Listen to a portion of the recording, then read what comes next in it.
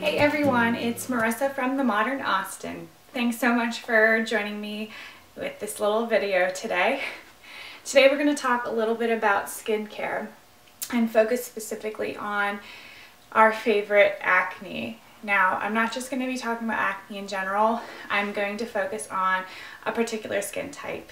And it's really important that we focus on this skin type because there's not a lot of information out there about how to treat mild but persistent acne. I have mild but persistent acne, and basically what that means is though your acne may not be severe, you're not covered in blemishes, you don't get a ton of cystic acne, you do occasionally get some of those things, but because it's persistent, it means it never goes away, that you have tried every course of treatment that you can imagine and you still struggle with acne. So today we're going to talk a little bit about my experience with that and what I'm deciding to do about it. My acne started, just like when everybody else's does, in puberty, and it hasn't really changed since. I've had some minor changes, it's cleared up a little bit, but at age 23, almost 24, I'm still struggling with the same issues that I had when I was 12 and 13 years old, which is really frustrating. You always hope that you're going to grow out of it, but when you don't, you're at a loss as to what to do. People with mild but persistent acne have tried every treatment available. So for me, my process has always involved some sort of topical regimen, whether that was retinol or Duac or Proactive or anything involving a topical regimen on my face, whether it's once or twice a day, every single day. I was always really good about taking care of my skin, but yet I still had issues. On the other hand, you might also be prescribed an antibiotic or put on birth control simply to control your acne, because most people, especially who have this mild but persistent acne, their acne is hormonal.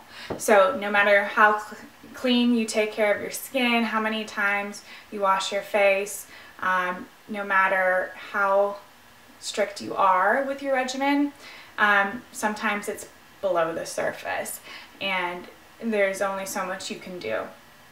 So hopefully those of you who have tried the antibiotics had some sort of improvement, but for people with the mild but persistent acne like myself, even those things really didn't solve anything.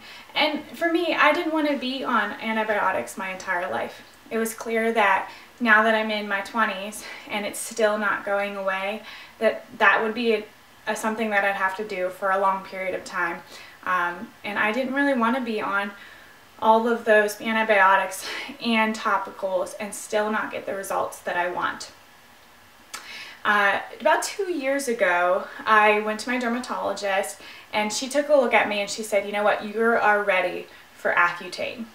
And that took me aback because, everything I had known about Accutane up to that point applied to people who had very severe acne. I looked at her and I said, you really think this is severe enough for Accutane?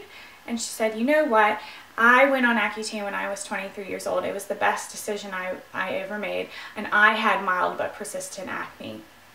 It works just as well for people who have the skin that you do. So even though it's generally prescribed to those who have very severe, very cystic-like acne, you should give this a shot because you've tried everything else.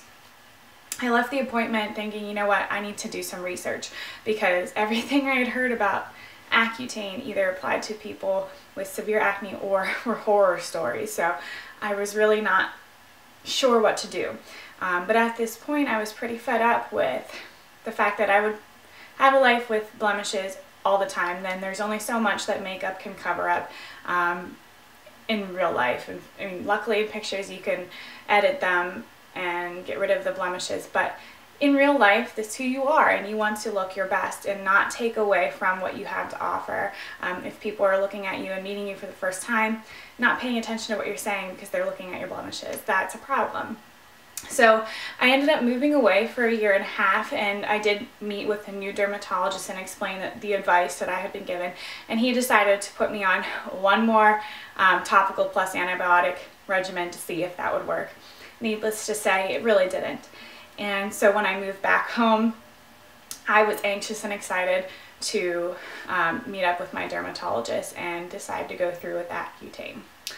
Now, Accutane is a serious drug, and I'm sure you've heard things about it.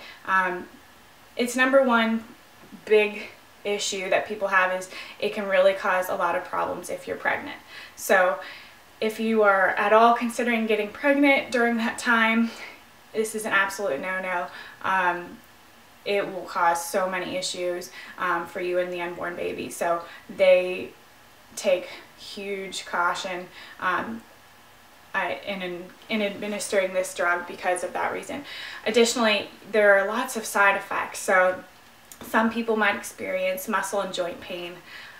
You experience a lot of dryness. Almost every case you'll find that everybody has at least some dryness, whether that's in eyes, in your nose, on your face, or especially the number one thing is on your lips. Everybody kind of experiences the dryness factor. Some people have intestinal or stomach issues that can prolong after your treatment, which is scary and kind of awful to deal with, especially if, you know, it's just for a 6-month process and then you're dealing with it for a long time. And then you can go the whole route with mental stability. So some people have shared that maybe Accutane made them crazy or depressed or even suicidal. But a lot of those studies really didn't explain or go into detail about how the person's mental state was prior to treatment. So I guess I looked at all of these things and I know myself. So I decided, you know what, I'm going to try this. If I experience a side effect that's unmanageable, so something beyond like dryness, for example, I know myself well enough that I would put a stop to it. I have a good support system that would check in with me to see how I'm doing, and that's what the dermatologist is there for as well. So knowing that I didn't want to have to deal with this anymore, and knowing that I could stop the process at any point, I decided to go through with it. Part of this decision is not just wanting clear skin. I mean, that's obviously the number one thing, but it's the mental side of it. You know, the makeup-free selfies that people are posting about different causes and things. And it's a wonderful thing to show true beauty, but if you're somebody who deals with acne, it's not the same. It's not the same commitment. If you're somebody who has great skin and you're just not wearing makeup, great, you look beautiful. But if you're somebody who deals with acne or scarring or things like that, you're asking a lot more of somebody to not wear makeup or to post a picture of themselves without makeup. So it deals with a confidence issue, and I feel that I have great confidence, but I want to have everybody not look at my face first or the dark discoloration or scarring first. I'm interested to see that at the end of this road, if it does affect my confidence in a dramatic way, or if it's just going to be small things. I feel like it's going to be small things, but those small things are going to really be significant to me. So I'm really hoping that this process goes well. I wanted to share it with all of you because I know that there's a lot of people out there that are struggling in their 20s and 30s and more with mild but persistent acne and really have no other option at this point. I'm certainly not saying that Accutane is for everybody, because it's not. It's clear that a lot of people have had negative experiences, so it's not a decision to be made lightly and without research. So I'm not a doctor, I'm not an expert, so this may not apply to you, but I'm hoping that I'm giving people a little bit more of a hopeful approach to their skin, and you can follow along with me in my journey and see how I'm doing. This may take 6+ months before I am clear, hopefully, and I'd like to share that journey with you. I'm really excited about it. So even though I may have a lot of dry skin or have to put in eye drops every day, or all of those side effects, if I have them, I'll deal with them and know that at the end of it, it's going to be worth it. If it's something really severe, obviously I'll put a stop to it, but I'm so excited to see what my skin might look like. I mean, looking at me right now, it may not seem that I have that bad of skin, but if you would look up closer, you would see a lot of blemishes down below here on my chin, just all the time, never goes away. Little dots of bumps all over my face, lots of discoloration, and there's only so much makeup can do. And I can't wait to just feel like I can play around with makeup and not have to worry about coverage, and just excited to see where this journey takes me.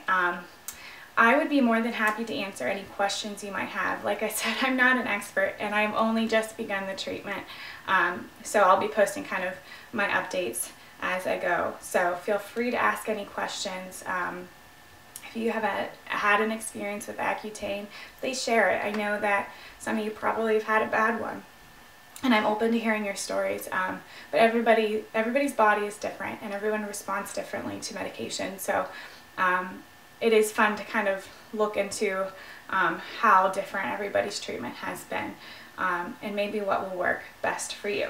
So I hope you found this little intro to why I chose to start Accutane to be helpful, and maybe I've encouraged you a little bit to invest a little time into your skin so that you can live clear for the rest of your life.